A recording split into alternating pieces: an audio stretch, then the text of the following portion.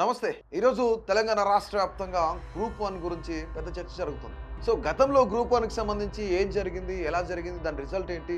కేసీఆర్ హయాంలో ఏం జరిగింది? ఉమ్మడి ఆంధ్రప్రదేశ్ ఆ సమయంలో ఎప్పుడు నోటిఫికేషన్ ఇచ్చారనేది మీ అందరికి మేబీ తెలిసి ఉండొచ్చు. ఒకవేళ తెలియకపోతే జస్ట్ 1 మినిట్‌లో మీ అందరికి దీని గురించి స్పెసిఫిక్‌గా ఒక మాట చెప్పే ప్రయత్నం అయితే చేస్తాను. అసలు ఏం జరిగిందని. స్టేట్ బైఫర్కేషన్‌కి ముందు ఉమ్మడి ఆంధ్రప్రదేశ్‌లో 2011లో నోటిఫికేషన్ వచ్చింది గ్రూప్ 1కి సంబంధించి. దాని తర్వాత మళ్ళీ 11 ఏళ్లకు 2022లో కేసీఆర్ ముఖ్యమంత్రిగా ఉన్నప్పుడు తెలంగాణలో గ్రూప్ 1 పోస్టులకు సంబంధించి నోటిఫికేషన్ వచ్చింది. దీంట్లో పేపర్ లీక్ అయిందని చెప్పేసి ప్రిలిమ్స్‌కి సంబంధించి ఒకసారి పేపర్ లీక్ అయిందని క్యాన్సిల్ చేశారు. మళ్ళీ రెండోసారి టీఎస్పీఎస్సీ, అప్పుడు టీఎస్పీఎస్సీ, ఇప్పుడు టీజీపీఎస్సీ బయోమెట్రిక్ తీసుకోలేదని మరొకసారి క్యాన్సిల్ చేశారు. సరే, రేవంత్ రెడ్డి నేను వచ్చిన తర్వాత ఖచ్చితంగా ప్రజలందరికీ న్యాయం చేస్తా, లేదంటే ప్రజా పరిపాలన అందిస్తా, విద్యార్థులందరికీ కూడా సంవత్సరానికి 2 లక్షల ఉద్యోగాలు అందిస్తాను, నిరుద్యోగులు రాష్ట్రంలో ఎవరు ఉండడానికి వీల్లేదు అనేసి రేవంత్ రెడ్డి నినాదం తీసుకొచ్చారు. అట్లాగే అనుకున్నప్పుడు కేసీఆర్ ఎప్పుడైతే 503 నోటిఫికేషన్లు ఇచ్చారో ఆ నోటిఫికేషన్లు కాకుండా వాటిని పూర్తిగా క్యాన్సిల్ చేసి 563 నోటిఫికేషన్లు ఇచ్చారు.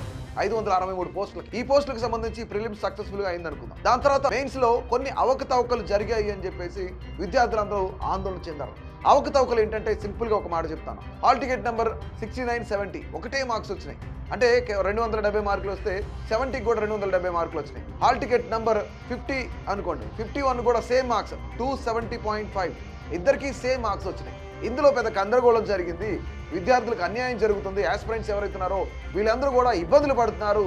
ఎన్నో సంవత్సరాలుగా తరబడి కష్టపడి చదువుకుంటున్న విద్యార్థులందరి జీవితాలు అన్యాయం అయిపోతున్నాయి అనుకున్న వాళ్ళంతా కూడా ఒక్కసారిగా రోడ్డు ఎక్కారు, నినాదాలు చేశారు. సో ఇందులో అవకతవకలు జరిగాయని వాళ్ళు కోర్టుకు వెళ్ళారు. కోర్టుకు వెళ్ళిన తర్వాత కోర్టు సింగిల్ బెంచ్ ఏం చెప్పిందంటే 3 నెలలు విచారణ జరిపిన తర్వాత విద్యార్థులకు ఆస్పిరెంట్స్ ఎవరైతున్నారో వీళ్లకు ఫేవర్గా జడ్జిమెంట్ ఇచ్చింది. ఈ జడ్జిమెంట్ సవాల్ చేస్తూ ప్రస్తుత టీజీపీఎస్సీ డివిజన్ బెంచ్కి వెళ్ళింది. డివిజన్ బెంచ్ ఎప్పుడైతే 3 నెలల పాటు విచారణ జరిపి స్టూడెంట్స్ కి ఫేవర్ గా ఇచ్చిన జడ్జిమెంట్, ఫైనల్ జడ్జిమెంట్ ఏదైతే ఉందో ఆ జడ్జిమెంట్ ని first hearing within 1 hour లోనే కొట్టేసింది. మీరు రిజల్ట్ ఇచ్చేసుకోవచ్చు అని చెప్పింది. అంటే టీజీపీఎస్సీ ఇమ్మీడియట్ గా ఎవరికి తెలియకుండా అర్ధరాత్రి రిజల్ట్ ని రిలీజ్ చేసింది. ఆ రిజల్ట్ ని రిలీజ్ చేసిన దాంట్లో కూడాను మెయిన్స్ లో కానీ లేదంటే ఇలాంటి వాటిల్లో అన్ని స్పెల్లింగ్ మిస్టేక్స్ ఉన్నాయి.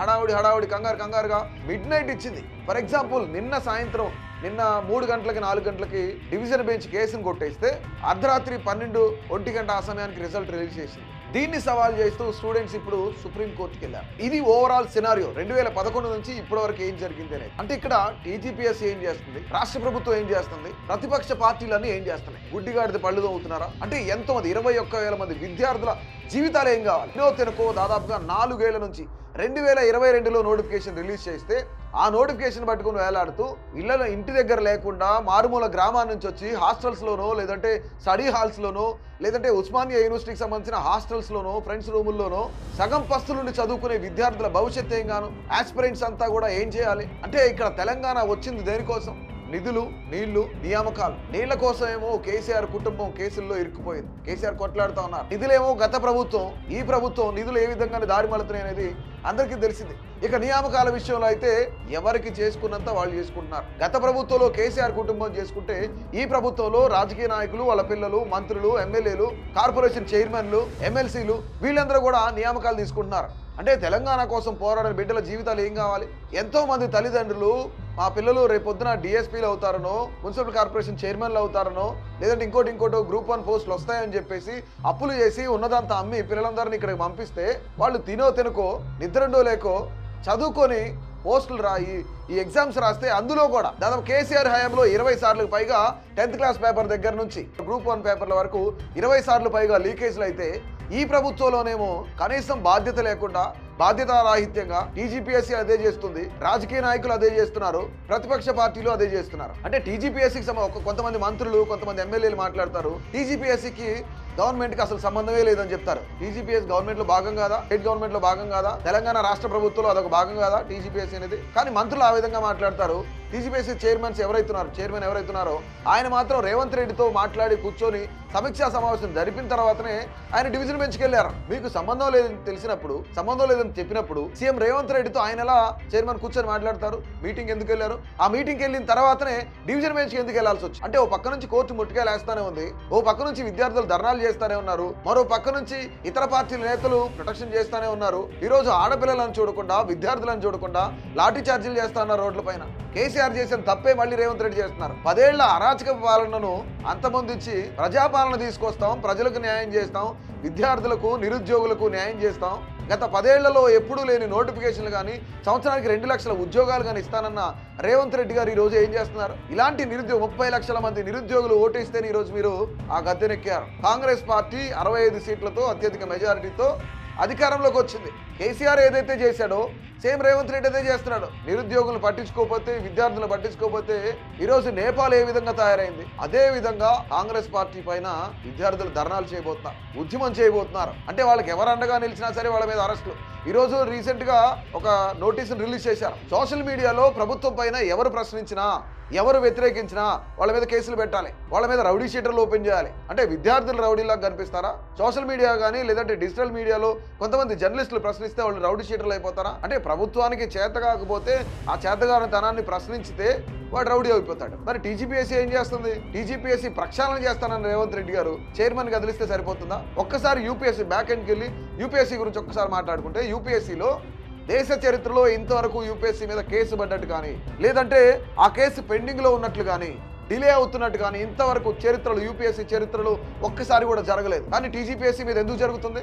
మీకు కూడా 2 ఐఏఎస్ ఆఫీసర్లు ఉన్నారు, ఒక ఐపీఎస్ ఆఫీసర్లు ఉన్నారు, వీళ్ళు బోర్డు మెంబర్లుగా ఉన్నారు. బట్ ఈ అవకతవకలన్నీ ఎక్కడ జరుగుతున్నాయి? ఎవరి వల్ల జరుగుతున్నాయి? దేని వల్ల జరుగుతుంది? అతి పెద్ద ప్రధానమైన ఆరోపణ ఏంటంటే, ఒక్కొక్క పోస్ట్ ని 50 లక్షల నుంచి 5 కోట్ల వరకు అమ్ముకున్నారు. అటు ప్రతిపక్ష పార్టీలు మాట్లాడుతున్నారు, ఇటు నిరుద్యోగులు మాట్లాడుతున్నారు, ఆస్పిరెంట్స్ మాట్లాడుతున్నారు. అంతెందుకు మీ పార్టీకి సంబంధించిన ఒక ఎమ్మెల్యే మాట్లాడుతున్నారు. రాజగోపాల్ రెడ్డి గారు సంచలనమైన కామెంట్ చేస్తున్నారు. మీ సొంత పార్టీ ఎమ్మెల్యేనే. ఎవరైతే ప్రభుత్వంలో అధికారంలో ఉన్న నాయకులకు, మంత్రులకు, సీఎంకో, ఎమ్మెల్యేలకు అతి దగ్గర చేరువలో ఉన్న వ్యక్తులే ఒక్కొక్క పోస్ట్ ని కోట్ల రూపాయలకు అమ్ముకున్నారు అనేది ప్రధానమైన ఆరోపణ. దీని గురించి సీఎం రేవంత్ రెడ్డి గారు ఏం రిప్లై ఇస్తారు? టీజీపీఎస్సీ ఏం రిప్లై ఇస్తుంది? ఇంతవరకు దేశవ్యాప్తంగా జరుగుతున్న యూపీఎస్సీ మీద ఒక కేసు కూడా పడలేదు, డిలే అయినట్లేదు, వాళ్ళ దగ్గర అవకతవకలు జరిగినట్లేదు. బట్ ఒక రాష్ట్రాన్ని ఎందుకు కంట్రోల్ చేయలేకపోతున్నారు? దేశవ్యాప్తంగా యూపీఎస్సీకి లక్షల మంది విద్యార్థులు ఆస్పిరెంట్స్ గా వాళ్ళు పార్టిసిపేట్ చేస్తున్నారు. తెలంగాణ రాష్ట్రంలో కేవలం 21,000 మందికి మాత్రమే గ్రూప్ 1 కండక్ట్ చేశారు మీరు. ఇందులో కూడా అవకతవకలు జరుగుతున్నాయి. ఇది టీజీపీఎస్సీ ఆన్సర్ చేయాల్సిన బాధ్యత టీజీపీఎస్సీకి ఉంది. తర్వాత